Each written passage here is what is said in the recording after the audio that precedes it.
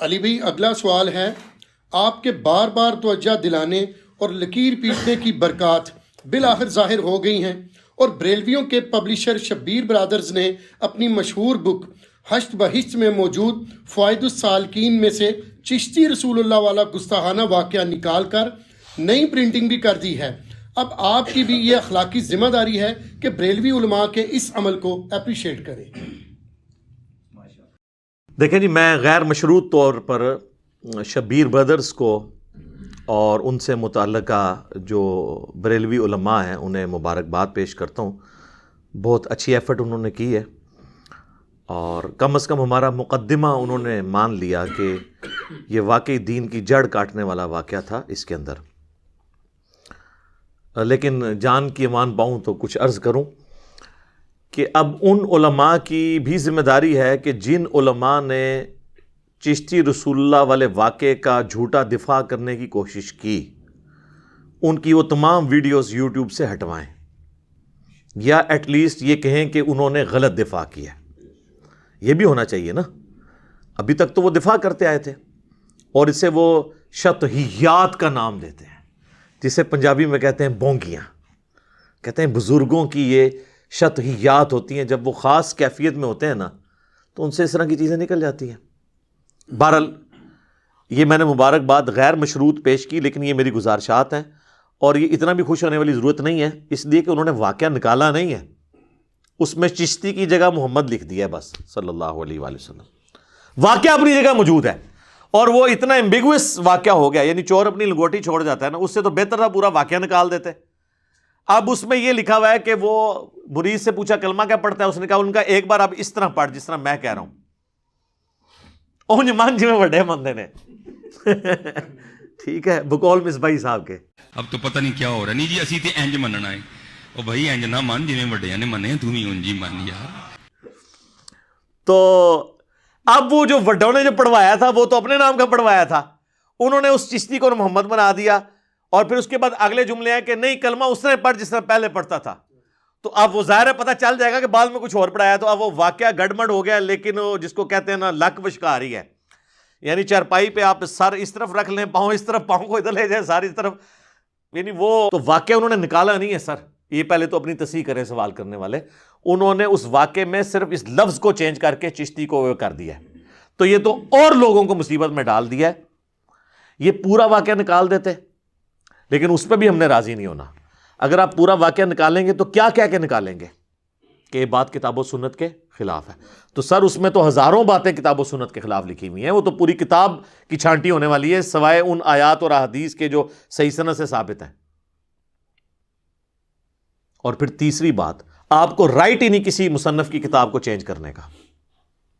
آپ تحکیم ضرور لگا سکتے ہیں اس پہ کہ آپ فوائد السالکین کو ہشت بہشت میں ویسے ہی رہنے دیتے، واقعہ بھی وہی رہنے دیتے، فٹ نوٹ پہ لکھتے کہ لگتا ہے کہ یہ واقعہ بعد میں کسی نے شامل کر لیا ہے، لیکن جو کتاب چل رہی ہے اس کو اپنی جگہ رہنے دیں، یا آپ کو کلمی نسخہ ایسا لے آئیں جس میں وہ واقعہ نہ ہو۔ اور یہ میں جو آپ کو بتاؤں نا فٹ نوٹ والا، یہ کیا ہے بریلویوں نے جب غنیت الطالبین شیخ عبد القادر جیلانی کی چھاپی نا، المتوفہ 561 ہجری، تو وہاں پر نا انہوں نے جو گمراہ فرقے لکھے ہیں نا دوزخ میں جانے والے، ان میں انہوں نے حنفیوں کو بھی لکھ دیا ہوا ہے۔ اب وہ چھاپنے والے حنفی، یہ تو لادہ بات ہے کہ اس کتاب میں نماز کا طریقہ بھی رفع الیدین کے ساتھ لکھا ہوا ہے بخاری مسلم کے مطابق، بل جہاں وہ دوستی فرقے کا حنفی کا ذکر آیا نا تو وہاں انہوں نے پتہ کیا کیا، فٹ نوٹ پہ لکھا، انہوں نے پہلے تو جواب دیا کہ یہ حنفی، یہ وہ والے حنفی نہیں جو ہم والے حنفی ہیں، ٹھیک ہے، ہم حنفی اور ہیں وہ اور ہیں۔ وہ تو بریلوی بھی کہتے ہیں کہ ہم حنفی ہیں، دیوبندی کہتے ہیں ہم حنفی ہیں، وہ کہتے ہیں وہ حنفی نہیں، وہ کہتے ہیں وہ حنفی نہیں۔ وہ کہتے ہیں یہ ایک زمانے میں ایک اور حنفی ہوا کرتے تھے، شیخ عبد القادر جیلانی نے ان کو کہا ہے، لیکن پھر بھی ان کو سمجھ آ گئی کہ کہا کس کو ہوا ہے۔ وہ تو استوا علی العرش کے عقیدے کے اوپر بھی حنفیوں کا رد کرتے ہیں، ٹھیک ہے۔ اور اس غنیت الطالبین میں انہوں نے لکھا ہے اہل سنت وہ ہیں جو اہل حدیث ہیں، وہ کہتے ہیں نہیں وہ اہل حدیث اور ہیں، یہ وہابی ہیں، آج ہم اہل حدیث ہیں، لیکن اہل حدیث کہتے بھی کوئی نہیں حنفی اپنے آپ کو۔ اچھا پھر نوٹ میں انہوں نے لکھا کہ یہ حنفی اور تھے، پھر بھی ان کو پتا چلا کہ یار یہ تو کوئی نہیں مانے، پھر لکھا لگتا ہے کہ بعد میں یہ کتاب میں کسی نے داخل کر دیا ہے. یہ حنفیوں کو گمراہ فرقہ جو لکھا ہے یہ عبد القادر جیلانی رحمۃ اللہ علیہ نے نہیں لکھا، بعد میں کسی نے داخل کر دیا. تو آپ بھی اس طرح کریں کہ فٹ نوٹ لکھیں، مصنف کی کتاب آپ نہیں چینج کر سکتے. لہٰذا یہ جو کچھ ہوا نا، میں مبارکباد اس لیے پیش کر رہا ہوں کہ آپ نے تھنک آؤٹ آف باکس کیا، لیکن یہ آپ نے کام کو ٹھیک نہیں کیا. اس کو ٹھیک کرنے کا طریقہ ہے واقعہ وہی رہنے دیں، فٹ نوٹ پہ لکھیں یہ گمراہ کن ہے اور اس سے بچ کے رہیں، اور میری اگر مانے تو یہ پوری کتاب کی پرنٹنگ ہی بند کر دیں.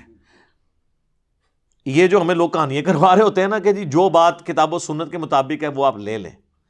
سر جو کتاب و سنت کے مطابق ہے وہ تو پہلے ہی کتاب و سنت میں موجود ہے، وہ ہم نے کان ایسے کر کے کیوں پکڑنا ہے کہ میں نے کشف المحجوب سے یا حشد بہیش سے یا تذکرۃ الاولیاء سے کتاب و سنت لینا ہے. میں ڈائریکٹ کیوں نہ بخاری مسلم سے کتاب و سنت لوں؟ جس طرح ہمارے وہ باپا جانی ہیں جو الیاس قادری صاحب، وہ بعض اوقات بخاری اور مسلم کی احادیث بھی نا تصوف کی کتابوں کے ریفرنس سے بیان کر رہے ہوتے ہیں. جلال الدین سیوطی اپنی کتاب شرح الصدور میں لکھتے ہیں، اور وہ آگے جو حدیث بیان کر رہے ہوتے ہیں وہ بخاری کی حدیث ہوتی ہے. شرح الصدور کا کیا لینا دینا ہے؟ شرح الصدور تو جا کے لکھی گئی ہے 10ویں صدی ہجری کے اندر، بخاری شریف جو ہے وہ 30ویں صدی ہجری کے اندر، وہ تو حدیث کی کتاب ہے. شرح الصدور کے اندر تو اکثر باتیں کہانیاں ہی ہیں اور وہ کوئی حدیث کی کتاب بھی نہیں ہے. تو اس طریقے سے کان نہ پکڑیں، قرآن و حدیث میں پہلے ہی موجود ہے، لہٰذا اس کی مکمل پرنٹنگ بند کریں. اگر پرنٹنگ آپ نے کرنی ہے تو آپ پھر یہ سارے واقعات اپنی جگہ رہنے دیں، اس کے نیچے فٹ نوٹ لگائیں. اور سر باقی لوگوں سے بھی میں کہوں گا، صرف شبیر بردرز نہیں، اس کے علاوہ بھی اور لوگ چھاپ رہے ہیں، اس میں تو یہ واقعات ابھی اسی طریقے سے چھاپ رہا ہے یہ چشتی رسول اللہ والا واقعہ. ویسے تو اس پہ ایک اور ڈیمانڈ بھی بنتی ہے، میں وہ کرتا نہیں ہوں، کہ آپ کم از کم اس کے دباچے میں لکھ دیتے کہ یہ انجینئر صاحب کی ویڈیوز کی وجہ سے اللہ تعالیٰ نے ہمیں اس ہدایت تک پہنچایا ہے کہ ایک کتاب جو پچھلے 1000 سال سے چل رہی تھی ہمیں اب پتہ چلا ہے کہ یہ غلط تھا. اور اس کے بعد اور بھی لکھے کہ ہمارے اتنے بڑے بڑے علماء، بڑے بڑے بزرگ، اتنے پیڈ قسم کے علماء جن کو ہم نے اتنا پے کیا، یہ پیٹ نہیں، میں نے کہا پیڈ انگریزی والا ہے، پیسے دیے، یعنی کہ یہ نہ وہ کہیں گے وہ پیٹ بڑا کہہ دیا انہوں نے. تو یہ بڑے بڑے پیڈ علماء جو تھے انہوں نے یہ چیز نہیں بتائی تھی جن کو ہم نے رکھا اس کام کے لیے تھا، انجینئر صاحب نے بتایا. خیر وہ بھی نہ لکھیں، مجھے اس سے کوئی غرض نہیں ہے آپ لکھتے ہیں یا نہیں لکھتے، میں یہ تفنن کے طور پہ یہ باتیں کر رہا ہوں.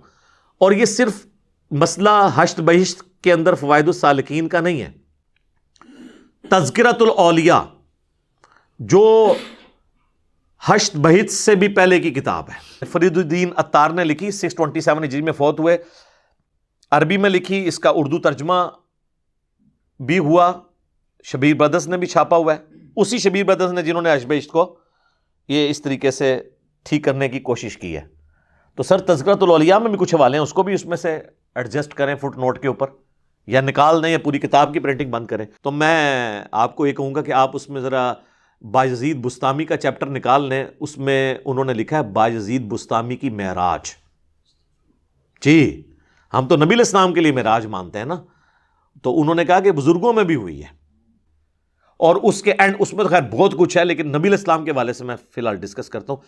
وہ چیپٹر جب اینڈ ہوتا ہے نا تو اس کے اینڈ پہ جا کے وہ لکھتے ہیں کہ بایزید بستامی سے کسی نے پوچھا کہ قیامت والے دن کیا لوگ آپ کے جھنڈے کے نیچے ہوں گے؟ یہ پتہ نہیں کون بٹ دماغ ہے جس نے یہ سوال کیا ہے، ظاہر بٹ دماغ یہ قرآن و سنت تو نہیں پڑھا ہوا. تو وہ کہتے ہیں میں قسم اٹھا کے کہتا ہوں کہ محمد صلی اللہ علیہ وآلہ وسلم اور تمام انبیاء میرے جھنڈے کے نیچے ہوں گے قیامت والے دن. نعوذ باللہ من ذالک. خود فرید الدین عطار نے اس میں تعویل کی ہے کہ یہ جو انہوں نے جملہ بولا نا، لوائی اعظم من لوائی محمد، میرا جھنڈا محمد کے جھنڈے سے بھی بڑا ہوگا، نعوذ باللہ، یا تمام انبیاء میرے جھنڈے کے نیچے ہوں گے. یا اس کے علاوہ بھی انہوں نے کہا کہ سبحانی سبحانی ما اعظم شأنی، میں پاک ہوں، میری شان کتنی بلند ہے. تو یہ دراصل ان کے منہ سے اللہ بول رہا تھا. اور ان سب سے بڑھ کے شرمناک واقعہ کشف المحجوب میں وہ ہے جو میں سمجھتا ہوں جس کی کوئی تعویل ہی ممکن نہیں ہے، ویسے تو ان کی بھی نہیں ہے. وہ صحو اور سکر کے چیپٹر میں انہوں نے جنید بغدادی کے صحو کو صحو کرتے ہیں جو آپ پوری ہوش و حواس میں کوئی کام کریں، تو وہ صوفیاء میں جو جنیدی سلسلے کے اسکول آف تھاٹ کے لوگ ہیں وہ صحو کو مانتے ہیں.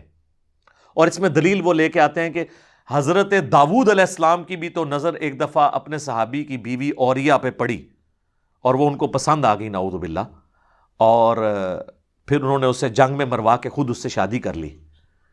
تو اس پہ پھر انہوں نے اللہ تعالیٰ سے معافی مانگی. یہ پورا واقعہ تورات میں ٹیمپرڈ فارم میں موجود ہے. اور رچرڈ ڈاکنز اسی لیے پھر ان کی کلاس لیتا ہے نا کہ یہ تھے تمہارے پیغمبر جو یہ کام کرتے تھے.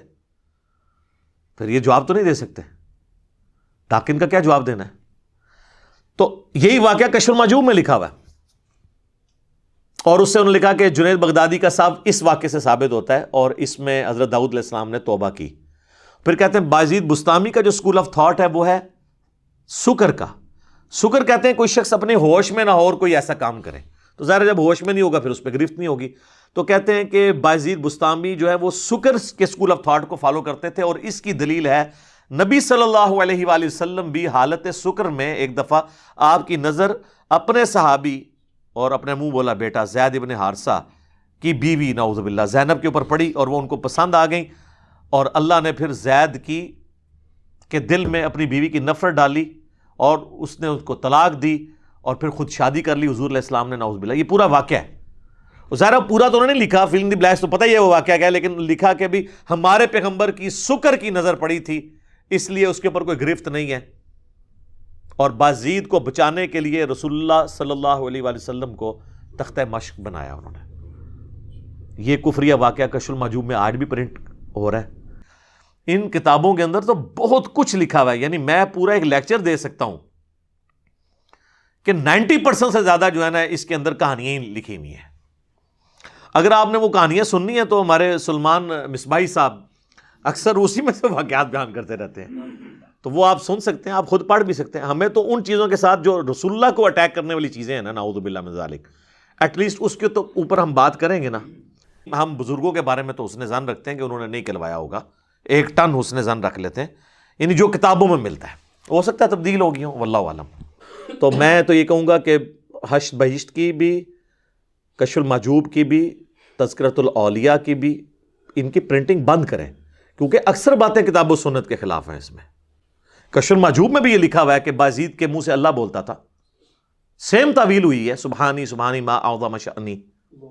ہاں، اور آپ دیکھیں ان چیزوں کے بعد میں نے کبھی کسی بزرگ کو کافر نہیں کہا، نہ ان کے ماننے والوں کو، صرف علمی اختلاف کیا ہے.